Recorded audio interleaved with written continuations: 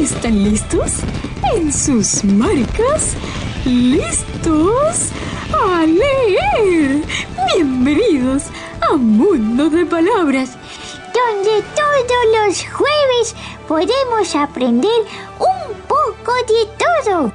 Y donde siempre encontrarás historias que te fascinarán. Adelante, acércate y disfruta de Mundo de Palabras.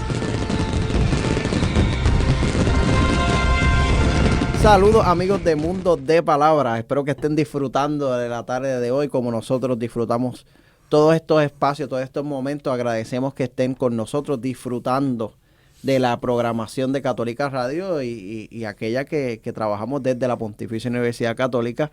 Estás escuchando Mundo de Palabras, una iniciativa de la Pontificia Universidad Católica, de Católica Radio y de la Pontificia Universidad Católica Mundo de Palabras. Y este programa llega a ustedes también, ¿verdad?, por esa gran colaboración y ese junte. Así que súper contento. Hola Titi Angie. Hola Carolina. Hola, saludos a todos. Ya estamos Titi Angie. Ya comenzamos la cuaresma. Ayer. Así mismo, ayer. Ya el tiempo pasa volando. El miércoles de ceniza, sí. No, y ustedes se darán cuenta, amiguitos, que como que el miércoles de ceniza como que no tiene, bueno, además de que es un miércoles, obvio, ajá, pero no tiene fecha. No es fijo. Es una fecha, exactamente, no es una fecha fija, porque recuerden que estas fechas se basan en el calendario judío, y el calendario judío trabajaba mucho con las fases de la luna. Las fases de la luna. No, es que incluso, sí, bueno, eso es una curiosidad que aquí hemos hablado en algún momento, de seguro, ¿verdad? Sí. Durante todos estos años. Pero el calendario de por sí, inicialmente desde los tiempos de los griegos, los romanos y demás, cuando establecieron el calendario, era por el tema de las lunas, ¿verdad? Ese era ellos sabían los ciclos, ¿verdad? A través de las lunas. Así que sí, Titi Angie, no es fijo. No, por eso no es fijo, y a veces cae temprano en febrero, otras veces cae tarde en febrero, para que así entonces en abril también cae tarde o temprano. Depende. Sí, depende, aunque año cayó bien temprano en abril. Bastante, casi en marzo. Sí. Y de hecho a mí me toca porque mi hija cumple el 20 de febrero. Y ha habido años en que ya el 20 de febrero es cuaresma. Es cuaresma. Es cuaresma. Sí. Así que estamos comenzando la cuaresma, así que ya la semana pasada hablamos un poco del carnaval, ¿verdad? Como ese preámbulo, ¿verdad? A la cuaresma, y hoy pues ya estamos, ¿verdad?, en este primer jueves de cuaresma. Ayer fue miércoles de ceniza, así que vivan su proceso y también enseñar a nuestros niños también a vivir la experiencia también, ¿verdad?, hasta llegar a la Semana Santa, ¿verdad?, y a ese tan anhelado domingo de Pascua. Así que hoy vamos a estar hablando, Carolina y Titi Angie, de una curiosidad muy curiosa, ¿verdad? Aquí nos hemos contado mucho ese tipo de narración y vamos a estar hablando un poco sobre la leyenda. Sí, las leyendas, que eso es uno de los géneros, subgéneros del narrativo. Todos los libros, amiguitos, se clasifican en 3 géneros principales: narrativo, poético, lírico y el dramático.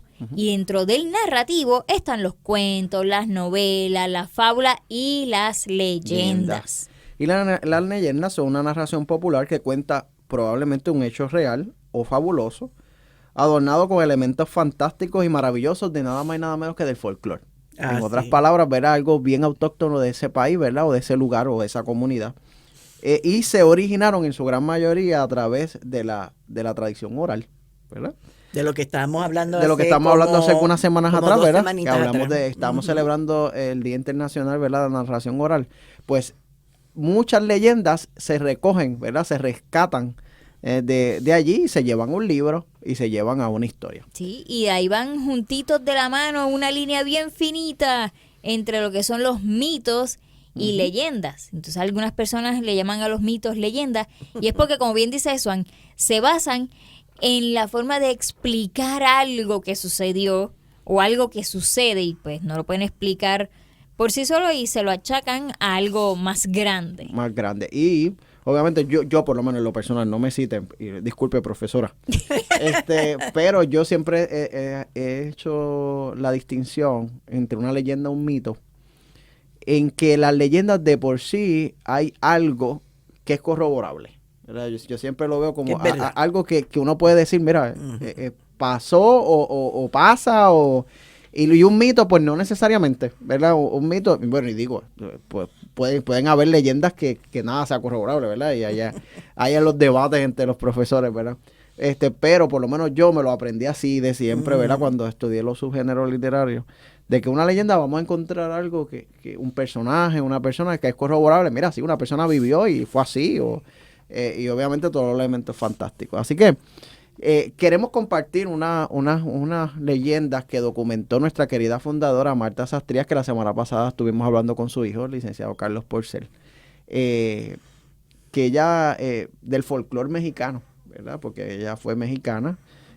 Luego vamos a hablar un poco más de ella, pero qué mejor manera de conocerla, ¿verdad? Que a través de sus historias que permanecen con nosotros para siempre, Carolina.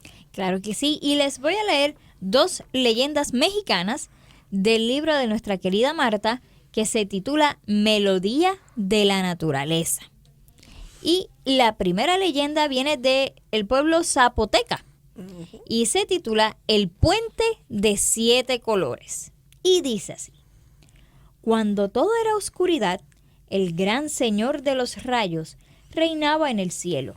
Este poderoso Señor pasaba largo tiempo sentado en su trono, contemplando las 4 ollas de barro que descansaban a sus pies. Cada una guardaba un secreto y era custodiada por los rayos menores, los chinteté, como se les conocía a estos jóvenes rayos. Tenían forma de lagartija y no se despegaban de las tinajas en ningún momento.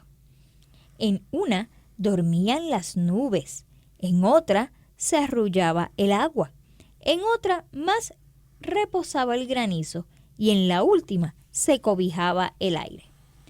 Por mucho tiempo solo hubo oscuridad en el firmamento y el gran Señor del rayo no se movió de su trono. Las ollas permanecieron selladas y bien protegidas por los chinteté. Pero sucedió que un día el gran Señor se levantó de su sillón real y ordenó destapar la olla donde dormían las nubes. Al verse éstas libres, cubrieron el cielo. El rayo menor, que había cuidado de ellas, se les unió y juntos iniciaron un juego divertido.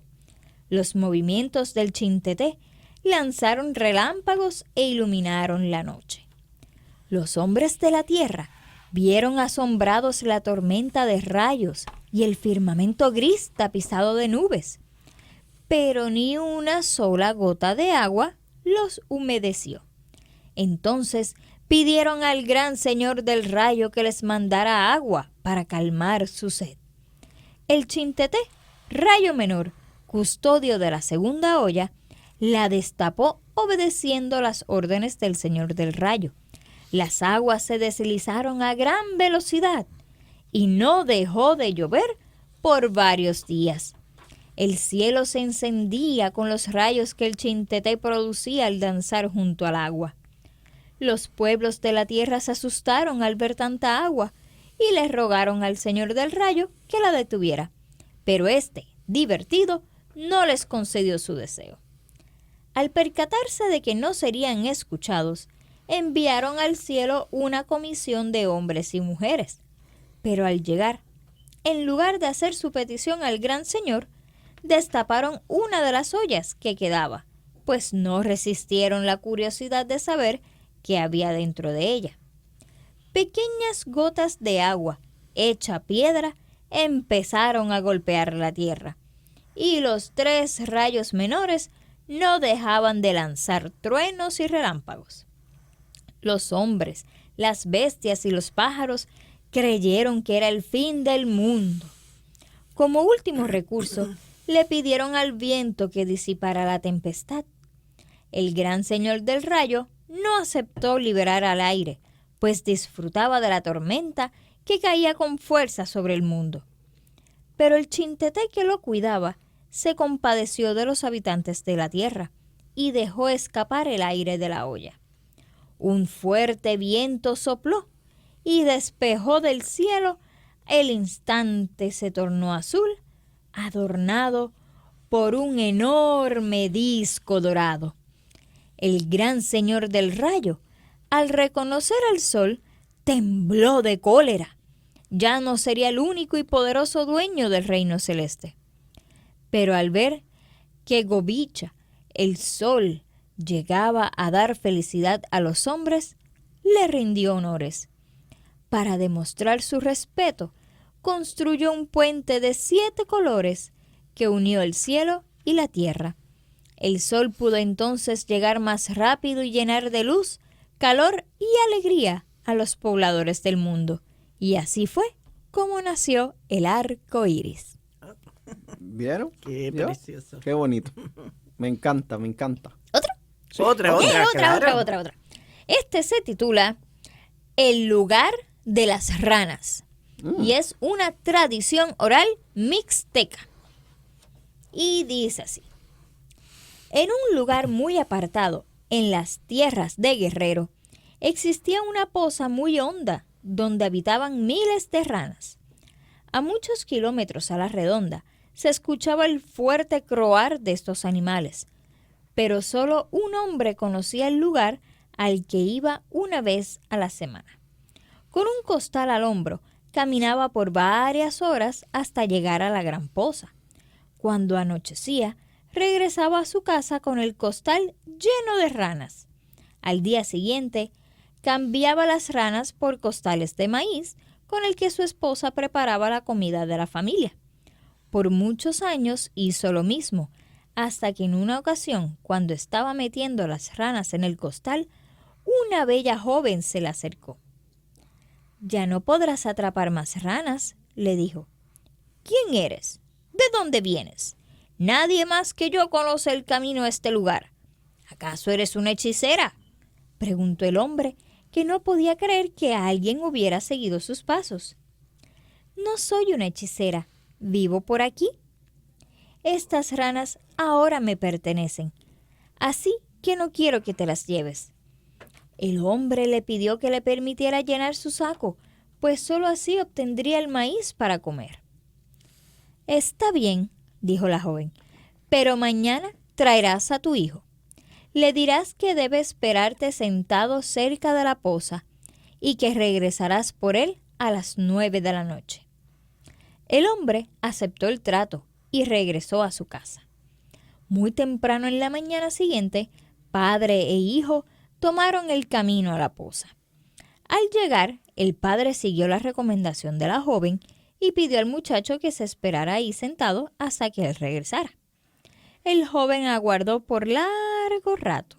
Cuando sintió hambre, una mesa apareció frente a él. Tenía una olla de atole caliente y pan. Después se sentó a esperar a su padre. Las horas pasaron y volvió a tener apetito. Miró frente a él y volvió a descubrir la mesa, que ahora tenía una cazuela con mole y una olla de frijoles. El muchacho saboreó la comida. Cuando terminó, la mesa desapareció. Siguió esperando, llegó la noche y su padre no llegaba. Pero una cama apareció junto a él y como estaba muy cansado, se acostó a dormir.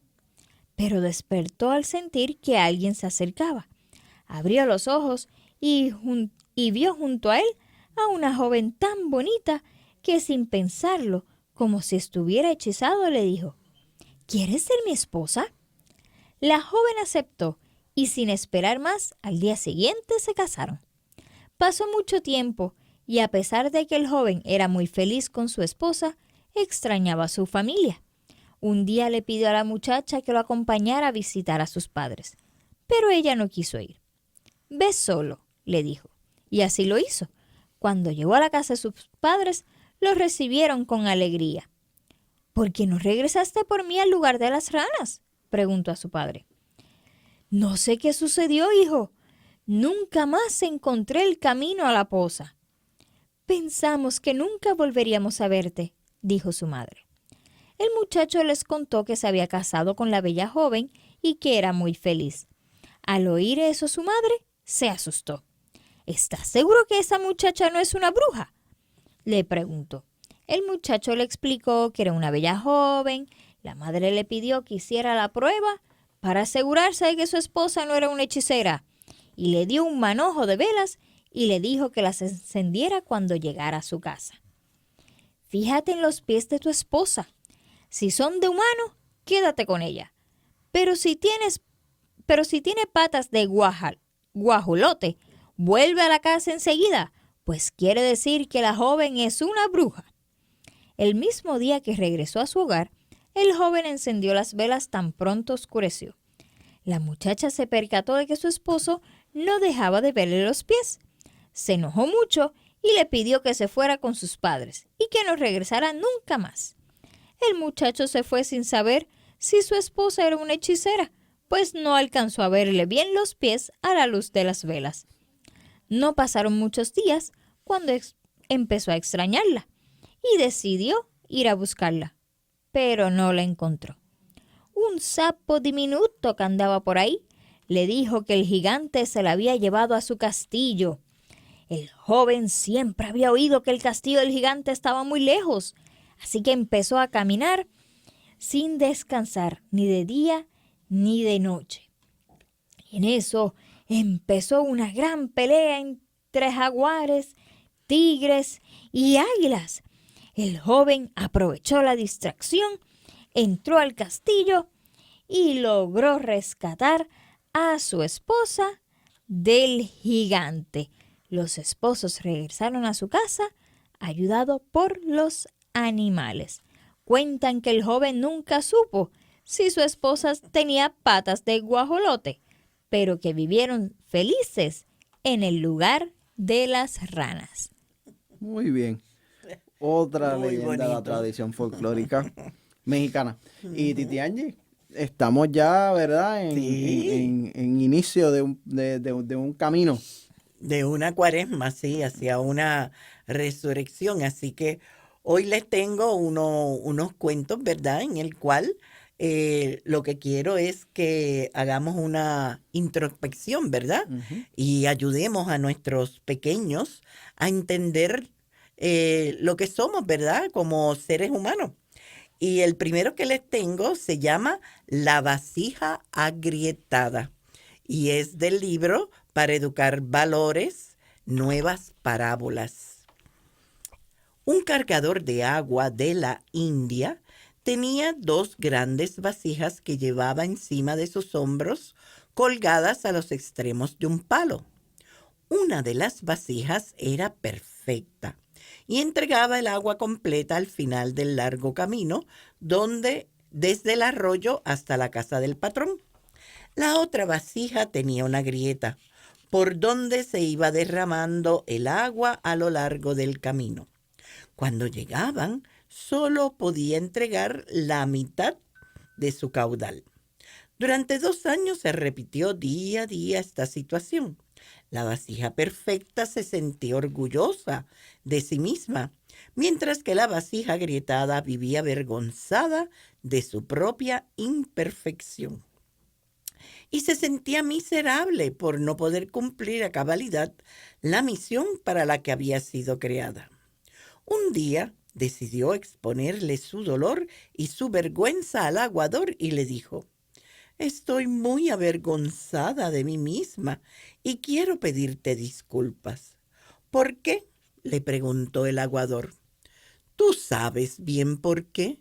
Debido a mis grietas, solo puedo entregar la mitad del agua y por ello solo recibes la mitad del dinero que deberías recibir».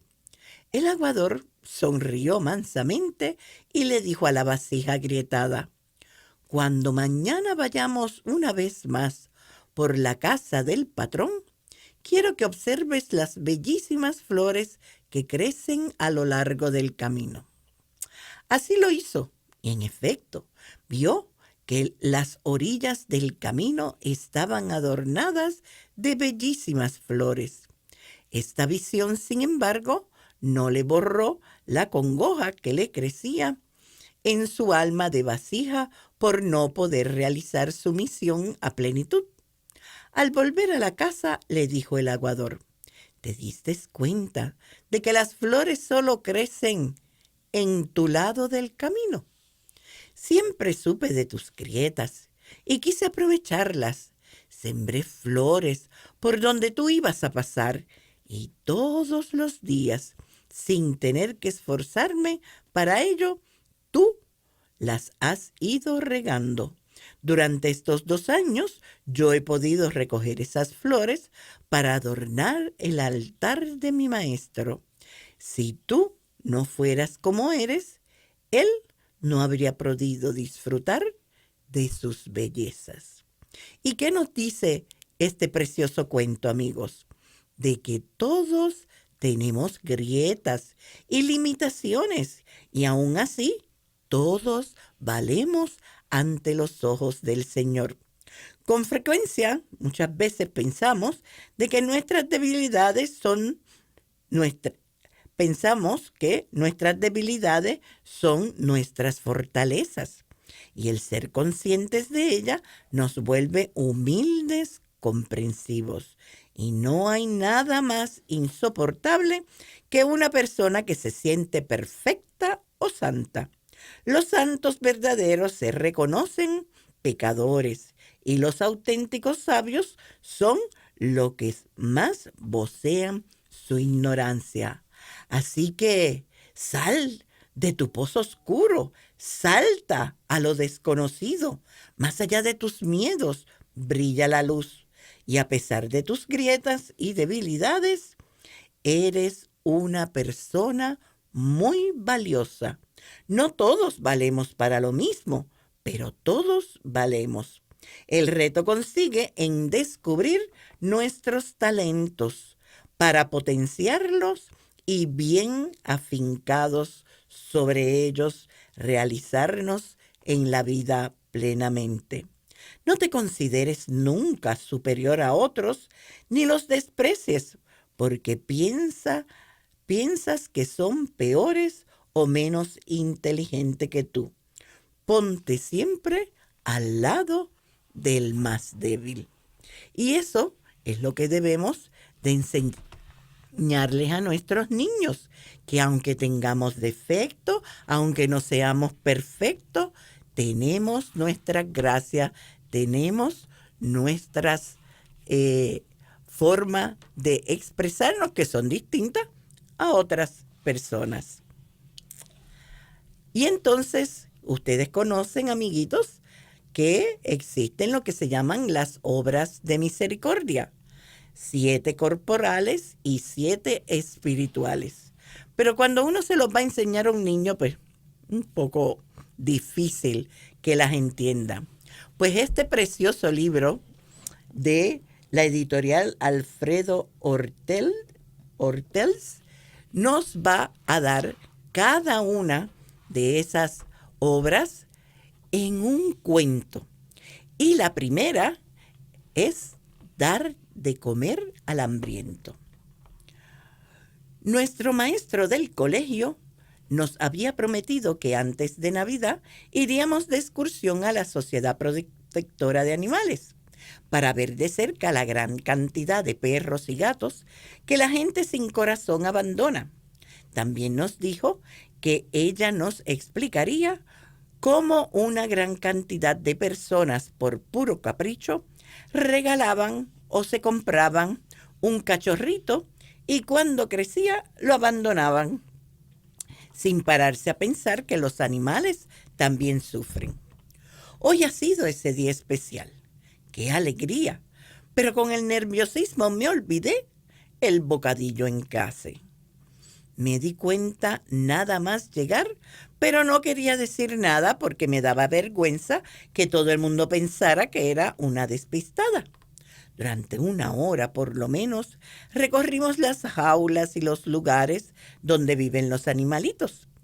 Daba mucha pena. Casi todos tenían una carita que expresaban una gran falta de cariño y hacían todas clases de piruetas para llamar nuestra atención. Pero sobre todo, se han puesto especialmente nerviosos cuando ha entrado un cuidador con unos cubos muy grandes, ya que era la hora de su comida. Fue curioso observar cómo en una jaula había 4 perros de un tamaño considerable conviviendo en perfecta armonía. Y sin embargo, cuando el cuidador colocó la comida en 4 recipientes distintos, enseguida cada uno comenzó a comer del suyo, pero mirando de reojo a los demás como si les fueran a quitar la comida. El que acabó más pronto intentó acercarse al comedero 2, pero recibió un fuerte gruñido por parte de este. Aunque tenían aspecto inofensivo, cualquiera se atreve a acercarse a uno de estos animales mientras está comiendo. Terminada la visita, nos sentamos en unos bancos para comernos los bocadillos, mientras la maestra nos compraba unos refrescos. Fue entonces cuando se dio cuenta de que yo no llevaba nada para comer y le tuve que contar lo que me había pasado. Me dio un poco de vergüenza decírselo, pero lo que más me avergonzó fue la reacción de mis compañeras. Cada uno siguió comiendo su almuerzo como si tal cosa. Pero de repente se acercó a mí Inés, una de mis mejores amigas, y me ofreció la mitad de su bocadillo. La reacción de Natalia, otra de mis compañeras, no se hizo esperar y le dijo: «Tú eres una tonta niña. Ahora, por el despiste de Marta, vas a quedar las dos con hambre». «Bueno», respondió Inés, «pues podemos hacer otra cosa. En lugar de darle yo la mitad, le dejamos que a cada una le dé un pedazo de su almuerzo y así ninguna notará demasiado la diferencia. Y de esta manera, gracias a la generosidad de todas nosotras, Marta habrá almorzado también». La respuesta las dejó a todas boquiabiertas y efectivamente así lo hicieron. Los humanos, aunque también somos animales, tenemos algo que nos diferencia de las fieras: la inteligencia. Por ello, debemos evitar comportarnos como ellos y demostrar que somos algo más, aunque también en otros aspectos tenemos mucho que aprender de los animales.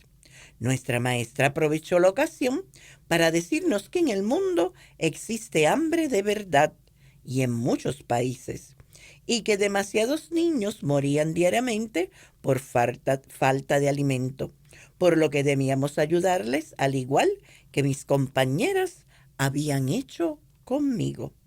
Y amiguitos, es verdad, existe mucha hambre en el mundo, pero si todos ayudáramos un poquito, conseguiríamos que desapareciera. Y esa es la primera obra de misericordia corporal: dar de comer al hambriento. Eso es así. Así que vamos a hacer nuestra listita, ¿verdad? Uh-huh. Para esta cuaresma. Así que vamos a unos mensajes de interés, pero regresamos con más curiosidades y más información aquí en Mundo de Palabras. Sí, ahora regresamos a Mundo de Palabras. ¿Qué será lo que vamos a aprender ahora?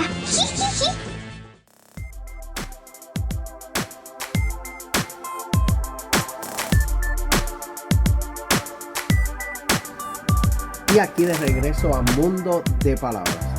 Pues Carolina, como siempre, pues buscamos diferentes contenidos, libros, historias. Y nuestro programa pues está dedicado a la promoción de la lectura, ¿verdad? Y la escritura en los niños.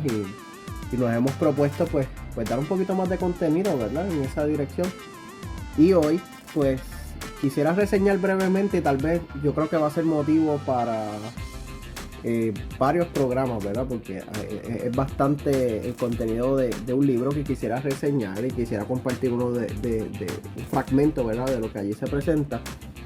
Y es un libro que se titula Desde la Cátedra: Reflexiones sobre la educación, la lectura y la escritura, de Matilde García Arroyo e Hilda E. Quintana. Amigas de Piali, Carolina. Claro que sí, hay nuestras queridas amigas que son expertas también en este tema de lo que es la lectura y la escritura. Uh-huh.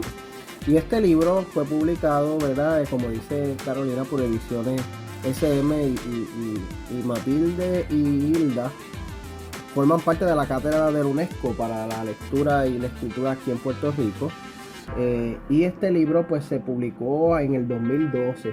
Y cualquiera diría, y voy a leer uno de los artículos que aquí se presentan, que fuera que se escribió ayer. No, que se escribió ayer, eso mismo te iba a comentar. Así que en ese sentido este libro es una compilación de textos que fueron publicados por el periódico El Vocero entre el año 2005 y el año 2010. Y voy a leer solamente el fragmento del prólogo y luego quiero compartir uno de los artículos y ustedes me dicen si realmente se escribió en el 2012 o se escribió en el 2023. Este libro recoge las columnas que por 5 años se han publicado en El Vocero, desde el año 2005 al 2010. Cuando nos acercamos por primera vez al periódico, lo hicimos con un genuino interés de crear un foro permanente en el que se pudieran discutir algunos asuntos medulares de la docencia, específicamente en las áreas de lectura y escritura.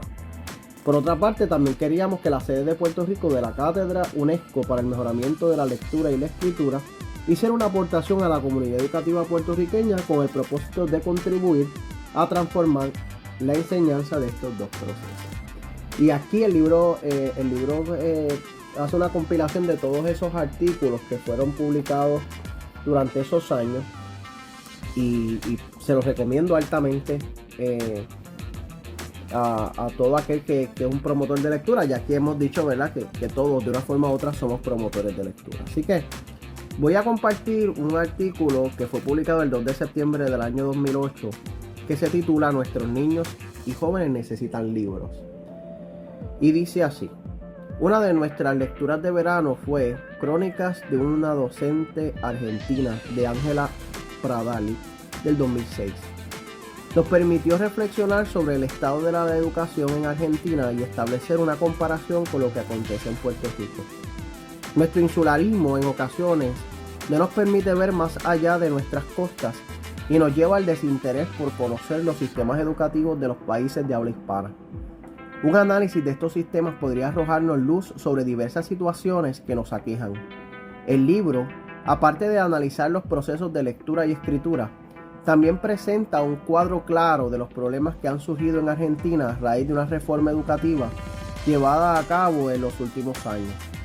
Las dificultades surgidas luego de estas reformas nos confirman que no estamos solos cuando se trata de la educación. Una situación que aqueja a la educación argentina que nos llamó la atención fue la falta de libros en los salones de clase. Pradali apunta que en un mundo en el que cada vez más necesitamos formar lectores para interpretar la información y valorar debidamente lo que se lee, categorizar los datos y reconocer intenciones de quien escribe, hace falta entrenar a nuestros alumnos en las prácticas de lectura. Y para las prácticas de lectura hace falta libros. ¿Cómo hacemos para revertir la tragedia de la ausencia de libros en las escuelas? Porque es imprescindible que entendamos que la lectura, la escuela, los alumnos y los docentes necesitan libros para concretar esa práctica. Se podrá imaginar cuánto nos impresionó esta cita, pues sabemos que en Puerto Rico tenemos una situación similar. Son muchas las escuelas en las cuales los docentes no tienen libros para sus alumnos. ¿Cómo van a desarrollar o mejorar las habilidades lectoras? ¿Cómo van a desarrollar amor por los libros? ¿Será por eso que nuestros alumnos universitarios son renuentes a comprar los libros de texto? Entendemos que a veces los libros son costosos, pero por otro lado, vemos a los estudiantes con equipos electrónicos novedosos, como aparatos para reproducir música y teléfonos celulares de último modelo. Es irónico que estén dispuestos a comprar un equipo electrónico con un costo de $200, $300, pero no quieran comprar su libro de $20 o $30 para un curso, o para leer por placer. Muchos se pueden preguntar qué pensamos nosotras de todo esto. Preferimos citar a Pradali para aquello de que a veces le damos mayor credibilidad a lo que no son del patio. Ella expresa al respecto que la ausencia de los libros en la formación escolar se mide con dolor en un vocabulario empobrecido, una expresión oral y escrita que en alumnos, a pesar de haber estado durante más de 12 años en las escuelas, alcanza niveles apenas elementales. Se mide también en un inevitable cernimiento de una imaginación. ¿No les parece que estamos hablando de Puerto Rico? ¿Qué podemos hacer para detener esta apatía hacia la lectura y los libros? Y que tenga el mismo valor que los equipos electrónicos de moda. Nos parece que la misma Pradali nos da la solución. Hay que volver a instalar el libro en las escuelas. Hay que empezar en la escuela elemental, añadimos nosotras. Es urgente Buscar soluciones creativas para acabar con la falta de libros en los salones de clase, si es que el gobierno no los puede suplir. Un ejemplo que comparte la autora es el de una maestra que redactó una propuesta a una compañía privada para que le donaran libros a la escuela. Durante esta manera logró dotar a los estudiantes de los libros de texto tan necesarios para el éxito académico. Así también les enseñó el valor de los libros. Este es un ejemplo claro de que educar es responsabilidad de todos. Creemos que en Puerto Rico nos debemos aplicar esta misma medicina y en nuestro caso quizás no sea tan necesario que los maestros busquen auspiciadores para llenar sus salones de libros. Decimos esto porque leemos en la prensa sobre propuestas federales que cuentan con millones de dólares para el mejoramiento del desempeño académico de nuestros alumnos. ¿Por qué no se contempla comprar libros para que nuestros estudiantes puedan desarrollar sus habilidades de lectura y escritura, hacer sus tareas y leer por placer? ¿Será que el dominio de la lectura no se considera fundamental para el éxito académico? Nos referimos también a tener libros que se puedan llevar a sus casas para poder leer con tranquilidad, de acuerdo con sus estilos de lectura para que haya una buena comprensión. Pensamos que es la manera más efectiva para que nuestros estudiantes aprendan a desarrollar el amor y el respeto por los libros, sin contar con el gran beneficio que recibirán para su desarrollo intelectual. Esto fue publicado el 2 de septiembre del 2008, Carolina. Sí, y me parece que es muy pertinente en estos momentos porque precisamente cuando hablamos con otros maestros o bibliotecarios o incluso hasta padres, me dicen, ay, que no sé qué leer, no, a mi nene no le gusta leer, pero es que no están expuestos a estos libros. Y cuando sí vamos a varias de las escuelas, vemos dos cosas. En los salones no hay libros y las bibliotecas no son visitadas, de las pocas que quedan. No son visitadas y en los presupuestos destinados para habilitar bibliotecas son ninguno. Exacto. O sea, y estoy hablando de escuelas públicas y privadas. Por igual. Por igual. O sea, los presupuestos de las escuelas privadas, no voy a entrar al tema de las escuelas públicas porque sabemos el debate y sé que hay muchísimas iniciativas de asociaciones, de la Asociación de Bibliotecarios, y hay un sinnúmero de verdad. Eso yo creo que altamente se ha hablado sobre el cierre de las bibliotecas escolares. Pero también tengo que hacer una crítica constructiva, ¿verdad? Sí. A las escuelas privadas que no establecen los programas de biblioteca desde una perspectiva mucho más abarcadora.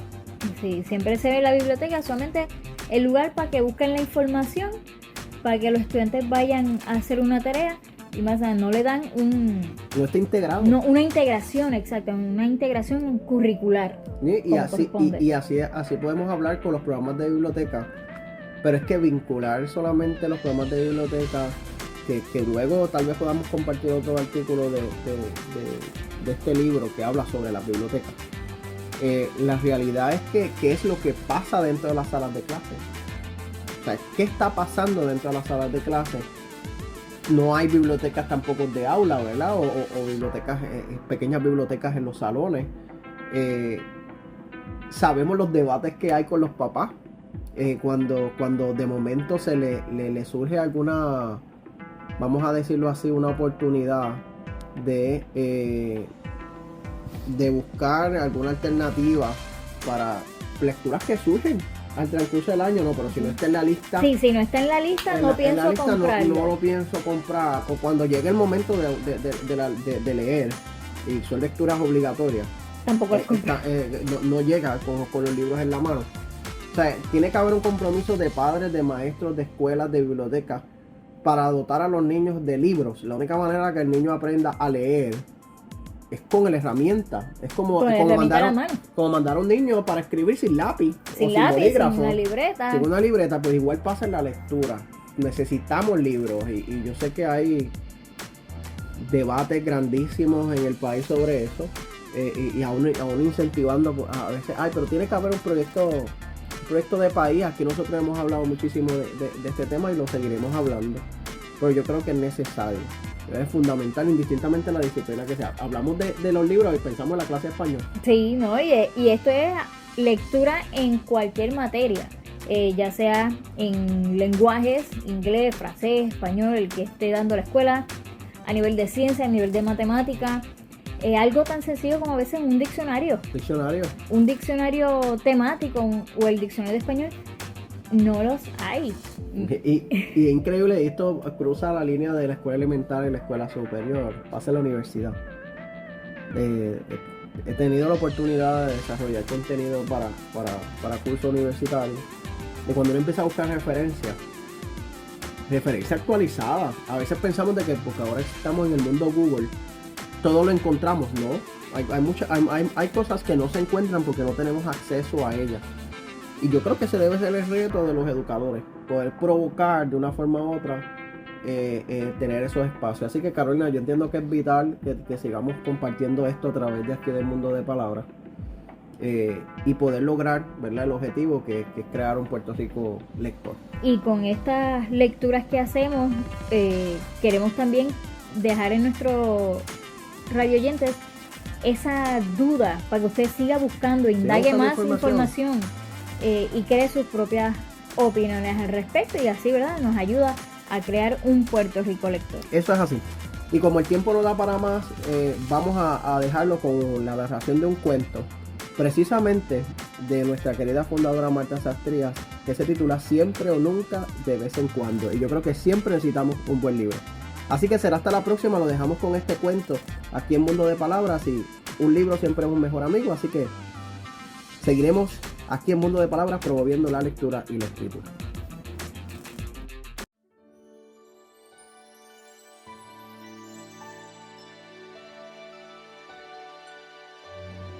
Siempre o nunca, de vez en cuando, escrito por Marta Sastrías. Cerca de Jamás había un pueblo llamado Nunca. Ahí vivían las señoras que nunca se cortaban las uñas, los señores que nunca se rasuraban, los niños que nunca metían goles, los gallos que nunca cantaban, los pericos que nunca hablaban, los niños que nunca se lavaban los dientes, las vacas que nunca daban leche, los perros que nunca ladraban, los topos que nunca salían de su madriguera y todos los nunca, nunca, nunca. El pueblo tenía una iglesia, una escuela y un supermercado, pero los niños nunca iban a la escuela, la maestra nunca llegaba a tiempo y al director nunca se le veía. La iglesia nunca abría sus puertas y el supermercado tuvo que cerrar porque la gente nunca pagaba las cuentas. Todos los habitantes eran gordos, pues nunca dejaban de comer. Solo el alcalde era mitad gordo y mitad delgado. Tenía la cara, los brazos y el estómago muy gordos, y la cadera y las piernas flacas. Era la única persona que todas las tardes se ausentaba del pueblo. Los demás nunca salían de ahí. A las 12 en punto, el alcalde aflojaba las piernas y emprendía una carrera de 5 kilómetros, que era la distancia entre Nunca y el pueblo al que iba por las tardes. Llegaba a las 12:30, respiraba hondo e inhalaba el fresco olor del pueblo llamado Siempre. En ese lugar vivían los niños y niñas que siempre hacían la tarea, los señores que siempre estaban de buen humor, los pasteleros que siempre hacían ricos pasteles, los búhos que siempre estaban despiertos, los niños y niñas que siempre obedecían a sus padres, los grillos que siempre cantaban por las noches, las gallinas que siempre ponían huevos, los ratones que siempre robaban queso, los niños que siempre se iban temprano a la cama y todos los siempre, siempre, siempre. La iglesia siempre estaba abierta y el director de la escuela siempre estaba en su oficina atendiendo a los niños, a los maestros y a los padres. El alcalde no tenía mucho trabajo, pues las cosas siempre marchaban bien. Por las noches, cuando todos en el pueblo dormían, tomaba una lámpara de mano, hacía ejercicios de calentamiento, estiraba las piernas y emprendía una carrera de 8 kilómetros para llegar a dormir a su casa en otro pueblo vecino. En Pueblo Nunca las cosas nunca cambiaban y en Pueblo Siempre las cosas siempre estaban iguales. Hasta que un día empezaron a desaparecer algunas personas de los dos pueblos. El alcalde nunca se dio cuenta de lo que sucedía en Nunca y pensaba que todo marchaba bien en Siempre. Y es que cada vez que desaparecía algún Nunca o algún Siempre, llegaban otros Nuncas y otros Siempres. Llegó el momento en que el alcalde se cansó de ser 3 personas en una.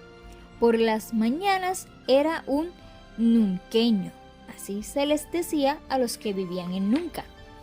Y por las tardes un siempreño. Y por las noches un hombre muerto de aburrimiento.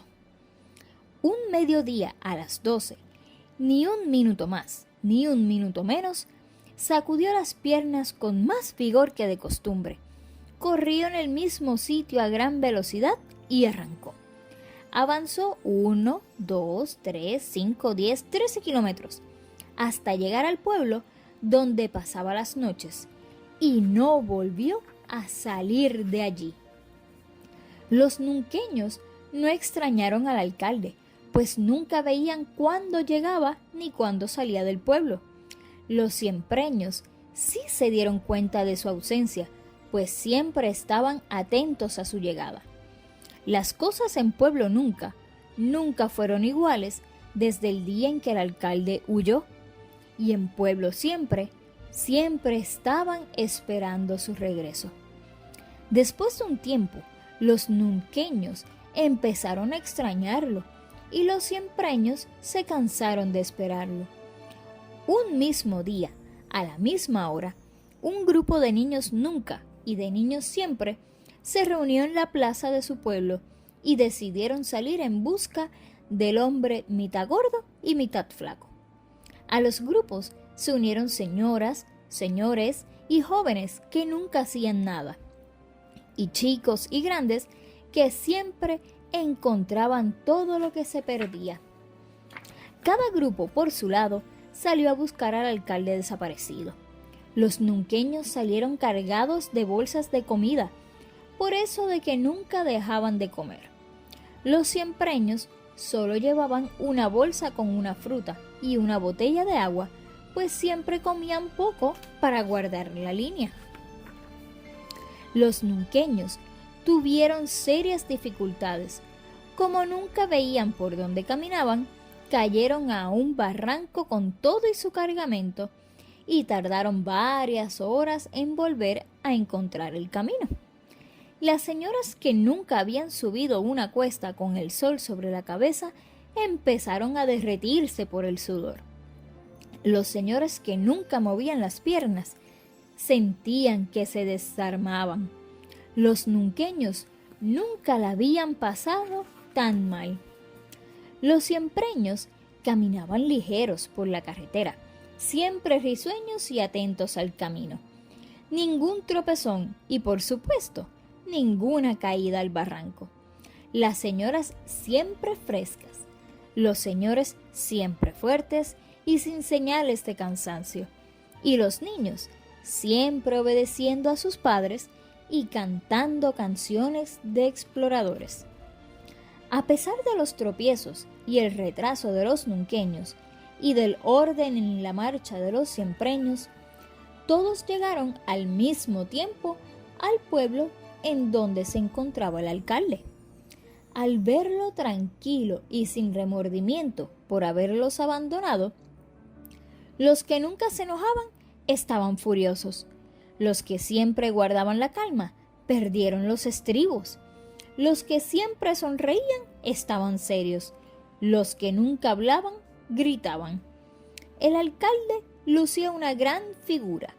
La gordura de la mitad del cuerpo había desaparecido y la otra mitad no estaba tan delgada. Sonreía como si fuera el hombre más feliz de la tierra. Junto a él estaban, también sonriente, todos los nunca y los siempres que habían desaparecido de sus pueblos. En aquel pueblo llamado de vez en cuando, nadie se aburría.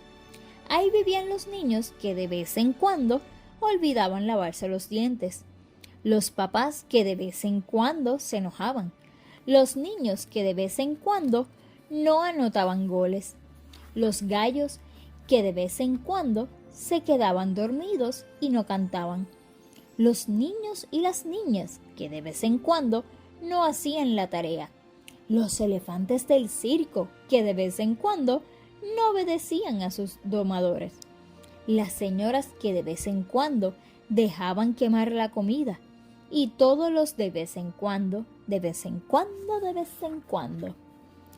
Los siempreños y los nunqueños, al ver la alegría de la gente de vez en cuando, recuperaron la calma. Se juntaron y hablaron por largo rato. Cuando terminó la reunión, un siempreño anunció que no regresaría a su pueblo, que se quedaría a vivir en el pueblo de vez en cuando, pues estaba aburrido del siempre, siempre y del nunca, nunca. En Pueblo Nunca siguieron viviendo los que nunca creen las historias que les cuentan. En Pueblo Siempre siguen viviendo los que siempre creen todo lo que escuchan. Y en Pueblo de vez en cuando viven los que de vez en cuando creen cuentos como este. Y colorín colorado, este cuento ha terminado.